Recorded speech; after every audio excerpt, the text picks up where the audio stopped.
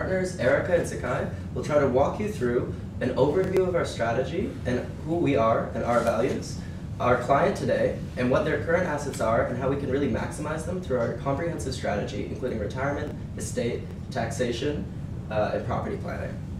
We'll then walk you through a timeline and a short-term implementation of what needs to be done right now, and really an overview in our conclusion of all the recommendations we had today. So our firm is built on some strong foundation, and these include transparent communication, objective advice, honesty and integrity, and as well as meaningful relationships between advisors and our clients. So for you, that translates into financial security and a lifetime of financial security. This includes planning for your retirement journey, asset allocation, assessing tax strategies and how to minimize taxes throughout your life, and also planning for loved ones through estates and trusts. So, Mr. Tremblay and Ms. Labonte, I just want to update on some important information about you. You've been partners for 38 years and you're not married, which means you're common law. You have 3 children and 6 grandkids. You own 2 companies and you're on the cusp of retirement right now. Your assets total about $1.3 million, and your net worth is around the same. You have very small short-term debt, which includes about $12,000 in high-interest credit card debt. So the things that we decide for our client life cycle today, the things that we think are most important for your financial planning for your future are planning for retirement, which we're going to outline different government vehicles and different tax saving vehicles and investment vehicles for your retirement. Charity, because that's important to you as donating to charities. The next part of the life cycle is your estate and inheritance. We're going to show you what you need to be planning for in your estate and how you're going to provide for your beneficiaries. Next, we're going to show you portfolio management and how you can have a more conservative portfolio for this stage in your life. We'll bring you through real estate and how your house and your condo and those goals that you have, as well as your business and the taxation, importantly. We'll go through that as well. So, client goals. So your life goals, as you outlined to us, we're maintaining your current standard of living into retirement. You want to travel the world in 10 years, and you want to buy a condo, transfer your business, set up an inheritance, and donate to CCS. So the corresponding strategies to these life goals are retirement cash flow planning. So we're going to show you how you can manage your cash flows and manage your taxes as well as your income and expenses throughout retirement. We'll be showing you budgeting for your traveling and for other things throughout retirement. We are going to outline how you can transfer your primary residence and your mortgage for your condo, and so that you can avoid capital gains, and how you can minimize taxes later in life. As well as we're going to show you tax management for transferring your business and setting up a trust for your estate, for your grandchildren, as well as donating to charities throughout your life in order to minimize your taxes. So now, starting into our comprehensive strategy, we really want to start with what needs to be done right now. So obviously the biggest asset on the table is the business right now. So how can we sell those shares while minimizing taxes in the long run? So looking at it right now, you've already used about $100,000 of your lifetime capital gains exemption, which isn't a lot because you had about over $1.6 million to start out with between the two of you. So this lifetime capital gains exemption is used for your small business in order to have about $850, roughly, $1,000 of capital gains not be taxed. However, that's not quite enough to cover your whole business. So what that would leave you with is about $929,000 in capital gains that would be taxed in the end. And even if we were to sell the business over 10 years, that still leaves you with $23,000 of additional income that needs to be taxed while selling these shares. This isn't the worst case scenario, this is manageable, but we think we can do even better than this. So first step is we need to, if it isn't already incorporated, we weren't really sure, we need to incorporate it right now. And that'll allow you to take advantage of those shares and transfer them to your other business. So if both are incorporated, you can sell your entire business this year, use the lifetime capital gains exemption to get that amount off, and the rest of that capital can be transferred into your management company. And really what this is doing is using two small businesses in Canada that are eligible for this lifetime capital gains exemption and reinvesting these capital gains to defer these taxes into the future. While it doesn't really eliminate it, it allows it to become a lot more manageable with how you withdraw this income in the long run from this business. So if you continue to operating this business, that's great. You can use income and then dividends and maybe a salary as well to take the business income and turn it into personal income. Since you're traveling, we imagine you're not going to be operating this business, so it might be better to turn it into a holding company and really using these assets to distribute dividends throughout the long run and minimize these taxes in the future. So we think that over the next 10 years, if it's taken out in dividends, all this capital, then it'll be able to cover all your expenses and allow for contributions into retirement funds that can then be used at 72 and withdrawn from. So really what we're doing here is trying to defer this $2.5 million in capital gains all the way out into a RIF by the time you stop withdrawing from that as well. So moving on to the next big ticket item is your home. It needs to be sold now. So you have one primary residency exemption. You have two properties. So only one can be claimed for every year of living as a primary residency. So while the Tremblant home has a much bigger capital gain, since you don't plan on selling it right now, we don't recommend really holding on to that primary residency exemption. We think you should just use it right now and save on taxes. And the reason is, if you invest the savings from the taxes right now, we think in the long run, the investment gains you would make from it would far outweigh if maybe in 20 years you were to sell the Tremblant home. So we think even though the capital gains would be smaller on this home, saved right now, really taxes saved now are A, not a hassle, and B, more cash that can be invested and grown in the future.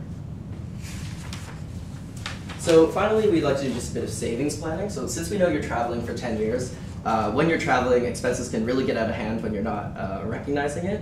So we think since you're going to be using dividends, you can do automatic paycheck deductions of maybe even 3% of your income, something small, but really that accumulates in the long run. So even if up until you're 72, when you're taking out these dividends and contributing, you just put a bit more into non-registered accounts. That'll really help you cut down on your travel and living expenses, and really without making a formal budget, help you just save a little more for the future and for charitable donations, which you want to make to the Canadian Cancer Society.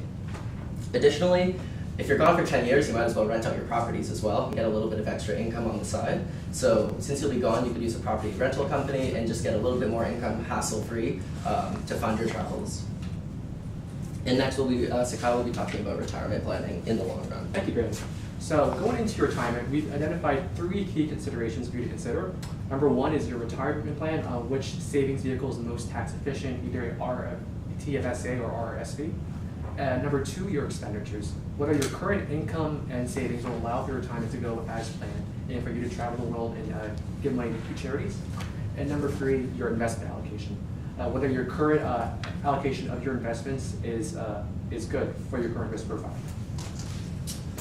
To begin, we recommend that you contribute both to a RRSP and TFSA for the next 6 years. With a RRSP, you get tax-deductible contributions up to 18% of your income. You get tax-free investment growth and taxable withdrawals after the age of 71 after converted into a RRIF. And with the TFSA, you get non-tax deductible contributions of up to $5,500 a year per person, plus unused contribution group from past years. You get tax-free investment growth as well, and non-taxable withdrawals at any time. And we recommend that you contribute $23,760 into your RSP based on your salary, as well as up to $11,000 in contributions, additional savings depending on how much you want to contribute, how much savings you have in the future.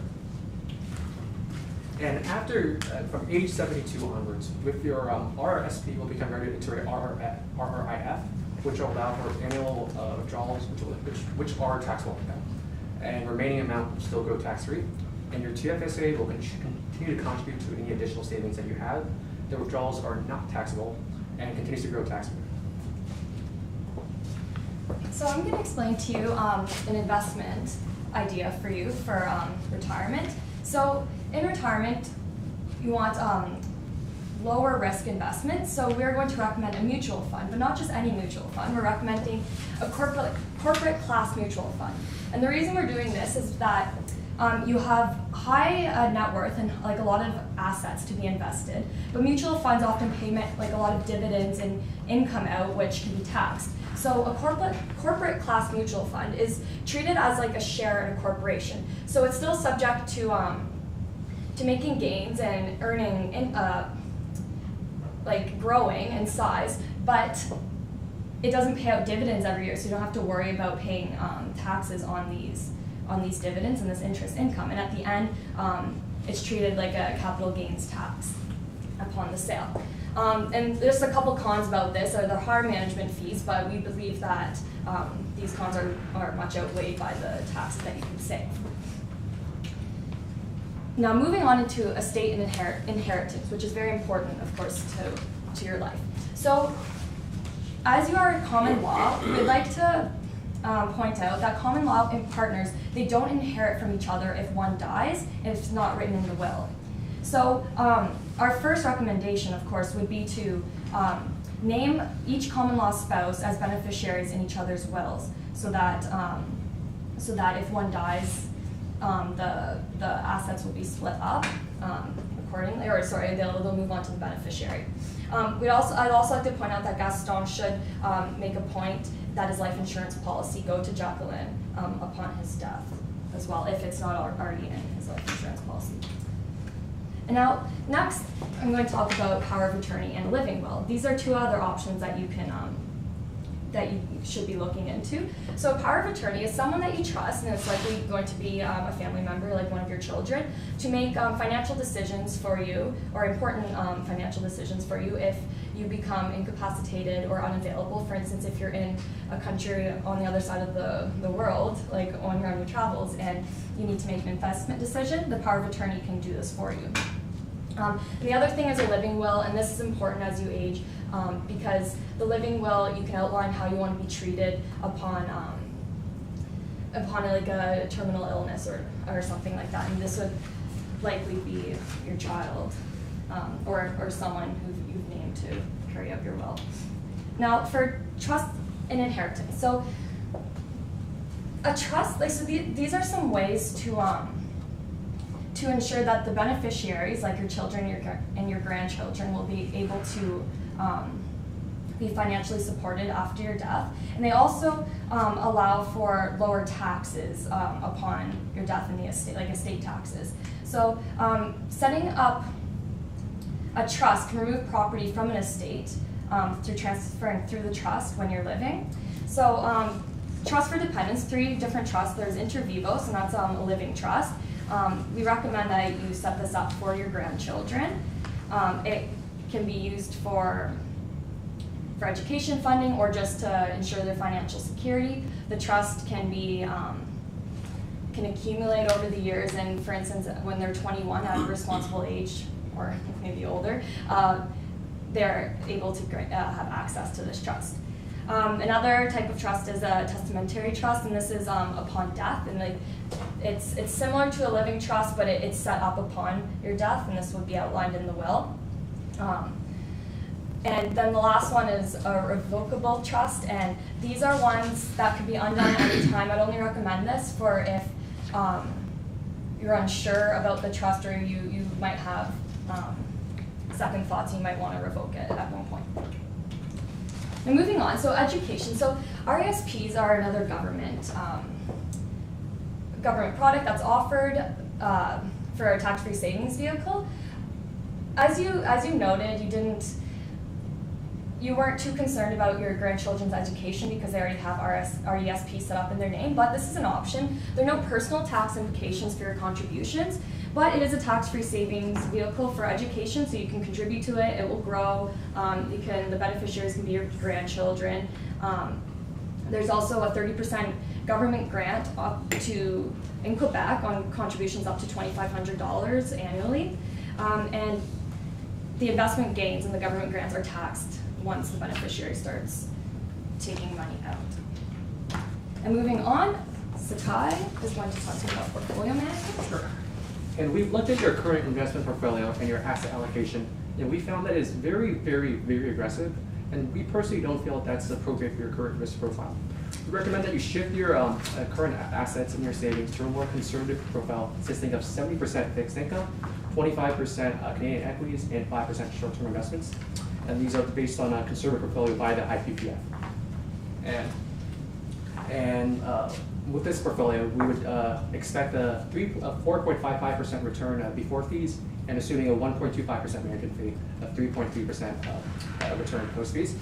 And these are some examples, just some few funds on the market which you can choose to invest in these asset types.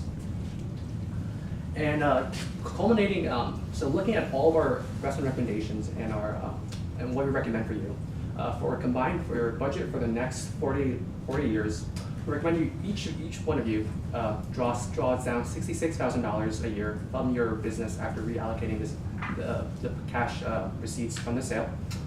This is all, and after at the age of 71, you start receiving QPP. Your living expenses, of course, are approximately $75,000 a year, indexed to inflation. You travel for the next 10 years, a cost of approximately $12,000. And we recommend that you donate $2,000 a year to your charitable contributions, which you're really invested in. Right now, from the sale of your home, you'll receive $500,000, as well as $1.5 million directly into your cash account. And we recommend you contribute approximately $20,000 a year into your RRSP and $11,000 a year into your TFSA. And looking at all of these recommendations, we projected out your net liquid savings, not including your home in Tremblant or your cars. And we see in your 2017, we recommend selling the business, drawing the salary from the manager company, and beginning your travels. By 2024, you stop drawing money from your business and you start receiving QPP contributions. And by 2043, when you're both 90 years old, you'll have approximately $2.8 million in liquid assets, not including your house in Tremblant and your cars again, which you can allocate to your peers or beneficiaries or charities at your home. So really going over this entire strategy, we need to think about what needs to be done right now in all the different realms we covered. So obviously there was a lot, so we want to really summarize here concrete steps you could take right now. So in terms of your assets, we think the first thing you should get going on is finalizing the sale of your business. So that might include incorporating both the two businesses in order to more easily transfer the investments from one to the other. And then of course invest the gains from the sale into your management company and continue operating it as you wish. Whether that's as an operating or holding company is completely dependent on whether you still want to use it as an active business.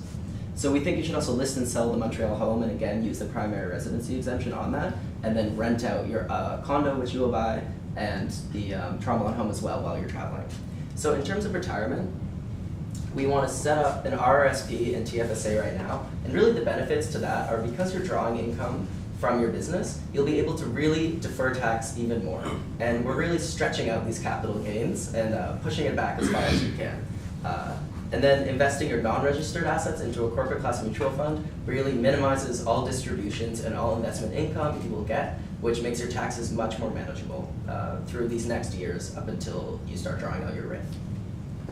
So also, using the TFSA, this is more if you have additional income. It's not a critical vehicle that you need, but if you at the end of the year have a bit more savings, your TFSA is just the perfect place to put it because it doesn't really have any tax implications for that year, but it allows your assets to grow continually into retirement. And while you're drawing out from your RIF, even if you draw a little bit too much out, you can put it back into your TFSA if you have contribution room to continually grow it. In terms of your estate, we think this is often an overlooked but very important part of your life planning. You need to really create wills and living wills to know where everything is going to be upon death. Especially if you're traveling for 10 years, there's a lot of risk involved in that, and you don't want to have your family be blindsided and caught off guard. So testamentary and inter vivos trusts really outline where everything is going so your family knows where they stand with your inheritance. Also, you can avoid estate taxation with charitable donations before death. So as we saw, you will have a great amount of money to contribute to your family and your charity at death.